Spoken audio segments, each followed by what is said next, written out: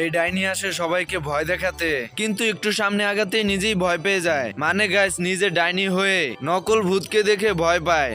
আমি বিশ্বাস করি না। আর এদিকে হাঁসের বাচ্চাগুলো ভূত সেজে বড় হাঁসের কাছে আসে চাঁদা চাওয়ার জন্য।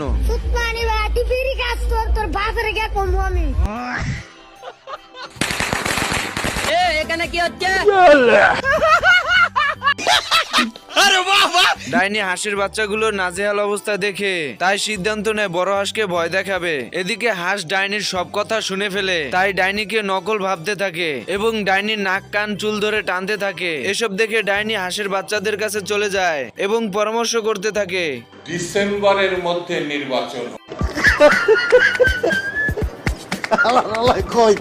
বন্ধুরা, ভিডিওটি ভালো লাগলে লাইক শেয়ার করে দিও, কারণ আপনাদের ভালোবাসায় আমাকে ভিডিও বানাতে উৎসাহিত করে। আর পার্ট 2 দেখতে চাইলে অবশ্যই কমেন্ট বক্সে জানাবে।